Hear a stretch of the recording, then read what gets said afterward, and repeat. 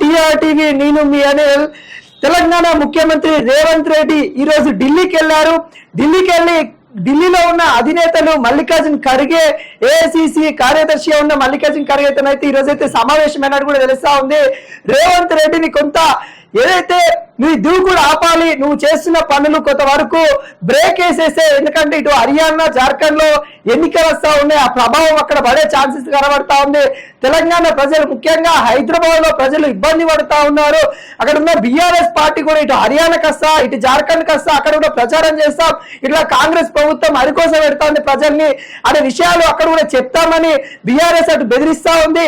ఈ అన్ని అంశాల మీద మరి హైడ్రా దూకుడు ఏదైతే ఉందో దాన్ని కొద్దిగా తగ్గించు, ప్రజలు కొద్దిగా ఏదైతే ఆగ్రహంతో అయితే ఉన్నారో వాళ్ళను శాంతిపరిచే విధంగా పాలన చేయి. ఎందుకంటే ఇప్పుడు ఎలక్షన్స్ అయితే ఉన్నాయి, ఎలక్షన్స్లలో మరి ఏదైతే కర్ణాటక ఎలక్షన్స్ తర్వాత తెలంగాణ ఎలక్షన్స్ అయితే జరిగినాయి. కర్ణాటకలో ఫ్రీ అని 6 గ్యారెంటీలు అక్కడ కూడా ఇచ్చారు, అక్కడ మహిళలందరికీ ఫ్రీ బస్సు పెట్టారు, అక్కడ బాగుందని తెలంగాణ ప్రజలు కూడా అదే విధంగా ఎన్నుకున్నారు. కాంగ్రెస్ ప్రభుత్వానికి ఇక్కడ ఏదైతే సీఎం పదవి ఇవ్వడం అయితే జరిగింది, ఇక్కడ ప్రభుత్వాన్ని నడిచే అర్హత ఇచ్చారు.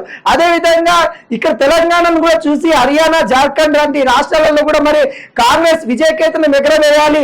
అంటే విజయకేతనం ఎగరవేయాలంటే అక్కడ ఉన్న జనాలు ఏ విధంగా ఉండే దాని మీద కూడా కొంతవరకు ఇక్కడున్న ప్రజలు కూడా మరి చూస్తారు. మరి ఇక్కడ ఉన్న ఏదైతే కాంగ్రెస్ పాలిత ప్రాంతాలను చూస్తారు కాబట్టి మరి తెలంగాణ కూడా కాంగ్రెస్ పాలించే ప్రాంతాలలో ఒకటి కాబట్టి మరి అక్కడ ఎలా ఉందనే జార్ఖండ్ ప్రజలు, హర్యానా ప్రజలు చూస్తారు.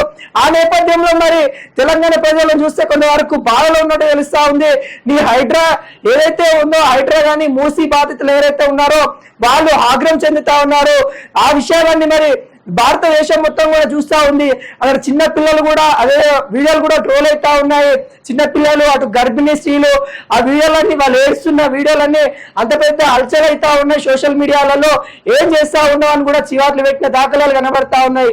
మనం ఇచ్చిన 6 గ్యారెంటీలు ఎంతవరకు వచ్చినాయని కూడా మల్లికార్జున్ ఖర్గే రేవంత్ రెడ్డిని అడిగిందంట. ఎక్కడ సార్ మరి రేవంత్ రెడ్డి ఏమని చెప్తున్నాడంటే, సరే తెలంగాణలో ఖజానా లేదు, ఇక ఢిల్లీకి అయితే వచ్చినాను, మరి మోడీ ఏమని ఇస్తాడేమో తీసుకొని పోతాము, ఎందుకంటే వరద వచ్చిళ్ళు ఖమ్మంలో వరదలు వచ్చినాయి సార్, ఖమ్మంలో వరదలు వచ్చి దాదాపుగా 5,000 కోట్ల రూపాయల నష్టం వచ్చింది.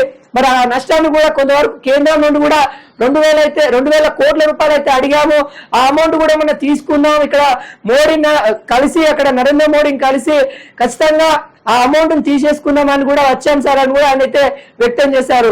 అదేవిధంగా మల్లికార్జున్ ఖర్గే ఏం చెప్తా ఉన్నాడంటే, తెలంగాణ ప్రజల కోసము మనం ఏదైతే 6 గ్యారెంటీలు అయితే ఇచ్చామో 6 గ్యారెంటీలలో ఖచ్చితంగా ఇంప్లిమెంట్ చేయాలి. ఎందుకంటే తెలంగాణ ప్రజలు మనల్ని నమ్మారు కాబట్టి మీరు కొంతవరకు హైడ్రాకి ఇట్లా బ్రేక్ వేసేసి వాళ్ళకి ఇస్తా ఉన్న గ్యారెంటీలు ఏవైతే ఉన్నాయో అవి ముందుకు తీసుకోబోండి అని కూడా కొంతవరకు రేవంత్ రెడ్డికి సూచించినట్టు కూడా తెలుస్తా ఉంది.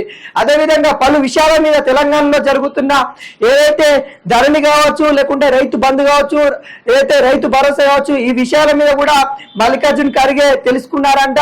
తెలంగాణలో ఎటువంటి ధోరణి ఉంది, మరి కాంగ్రెస్ గవర్నమెంట్ వచ్చి దాదాపుగా 10 నెలలు అయితే ఉంది, ఆ 10 నెలల పాలన ఏ విధంగా ఉంది అని అడిగి తెలుసుకున్న దాఖలాలు అయితే మల్లికార్జున్ ఖర్గే రేవంత్ రెడ్డి సంభాషణలో తెలుస్తా ఉంది.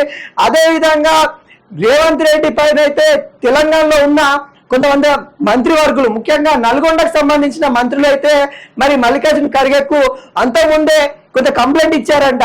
ఆ కంప్లైంట్ ఏంటంటే, రేవంత్ రెడ్డి మా మాటలు వినట్లేదు, రేవంత్ రెడ్డి ఇష్టం వచ్చినట్టు చేస్తా ఉన్నారు, తన పని తను చేసుకోబోతా ఉన్నారు, మా సలహాలు ఏం తీసుకోవట్లేదు, తెలంగాణ ప్రజల గురించి ఏం చేస్తుండో ఏం చేయట్లేదు అన్న విషయాల మీద మాకేమీ తెలియట్లేదు, తను కూడా కేసీఆర్ లెక్కనే పోతా ఉన్నారు, మా మాటలు ఏమి వినట్లేదు, మేము కూడా కాంగ్రెస్ పార్టీలో ఉన్నప్పటికీ కూడా మమ్మల్ని పట్టించుకొని దాఖలాలు కనబడతా ఉన్నాయని నల్గొండకు సంబంధించిన కొంతమంది మంత్రులు అయితే మరి మల్లికార్జున్ ఖర్గేకు గతంలో కంప్లైంట్ చేశారంట. ఈ విషయాల మీద కూడా ఏదో మరి మీ మీద ఇట్లా మంత్రులు కంప్లైంట్ ఇస్తా ఉన్నారు, మరి ఏం చేస్తా ఉన్నాం, మరి తెలంగాణలో మరి ఈ విధంగా జరుగుతూ ఉందంట, మరి సీఎం పదవి సైతం మరి మార్చాలని కూడా అనుకుంటా ఉన్నా, మరి ఏమంటావునంటే, లేదు సార్ నేను తెలంగాణ అందరినీ కలుసుకొని పోతా ఉన్నాం, తెలంగాణ ప్రజల కోసమే చేస్తా ఉన్నాం, రేపటి కోసం ఫ్యూచర్ తెలంగాణ కూడా తీర్చిదిద్దుతామన్నాడు కూడా రేవంత్ రెడ్డి చెప్పిన దాఖలాలు ఉన్నాయి. కొంతవరకు కాంగ్రెస్ పార్టీలో మంత్రివర్గ విస్తరణ ఎప్పుడు అని కూడా చాలా ప్రశ్నలు వస్తా ఉన్నాయి. వాటి మీద కూడా మల్లికార్జున్ ఖర్గే రేవంత్ రెడ్డి సంబంధించిన సంభాషణ జరిగింది. ఎందుకంటే దసరా వారికి ఇంకొక 12 డేసే ఉంది, ఇంకొక 12 రోజులలో మరి క్యాబినెట్ విస్తీర్ణ కూడా చేయాలి. మరి ఎవరికి ఇస్తే బాగుంటది? ఒకవైపు కొన్ని డిస్టిక్ లో ఉమ్మడి జిల్లాలలో చూసుకున్నట్లయితే ఒక్క మంత్రి కూడా లేడు. అదేవిధంగా ఒక సామాజిక వర్గానికి అంటే ఎస్సీ ఎస్టీలలో కూడా మరి చూసుకున్నట్లయితే తక్కువ మంది ఉన్నారు. మరి వాళ్ళ దాంట్లో కూడా ఇటు సామాజిక వర్గాలను చూసుకుంటే ఇటు ఉమ్మడి డిస్టిక్ లో వైజాగ్ కూడా చూసుకుంటా ఏదైతే మంత్రివర్గ విస్తీర్ణ చేయాలో చేపట్టాలి, మరి ఎవరికి ఇవ్వాలన్నట్టు కూడా అడిగినట్టు కూడా తెలుస్తా ఉంది. మల్లికార్జున ఖర్గే 2 పేర్లు కూడా సూచించినట్టు కూడా తెలుస్తా ఉంది. దానికి సంబంధించి ఏదైతే ఎస్సీల నుండి వాకాటి శ్రీహరి గారికి ఇవ్వాలన్నట్టు కూడా కొంత మేరకైతే పేర్లు వస్తా ఉన్నాయి. అదేవిధంగా మరి కోమటిరెడ్డి రాజగోపాల్ రెడ్డి అయితే తనకు కూడా మరి మంత్రి పదవి ఇవ్వాలి, ఎందుకంటే తను కూడా నిన్న చేసిన వ్యాఖ్యలు కూడా చాలా చర్చనీయమైతే వస్తా ఉన్నాయి. తను బీజేపీలో ఉంటే ఇప్పటికీ కేంద్ర మంత్రి అయ్యేటోని, ఏదైతే కాంగ్రెస్ లో నన్ను పట్టించుకోవట్లేదని కూడా తను చేసిన వ్యాఖ్యలు, ఘాటు వ్యాఖ్యలు మరి మల్లికార్జున ఖర్గే మరి రేవంత్ రెడ్డిని అడిగి తెలుసుకున్న దాఖలాలు కనబడతా ఉన్నాయి. ఇదే విధంగా ఉంటే కాంగ్రెస్ పార్టీ విచ్ఛిన్నమై విడగొట్టి అంటే 2 ముక్కలే దాఖలాలు కనబడతా ఉన్నాయి. కాబట్టి దసరాకి ఎట్లకేలకైనా మరి మంత్రివర్గ విస్తీర్ణ చేపడతాం అన్నట్టు కూడా ఇద్దరి మధ్య సంభాషణ జరిగినట్టు కూడా తెలుస్తా ఉంది. ఈ విధంగా తెలంగాణ యొక్క ప్రజలే శ్రేష్ఠులు కానీ తెలంగాణ పాలన ఏ విధంగా ఉందన్నది కూడా రేవంత్ రెడ్డిని మల్లికార్జున ఖర్గే అడిగి తెలుసుకున్నట్టు కూడా తెలుస్తా ఉంది.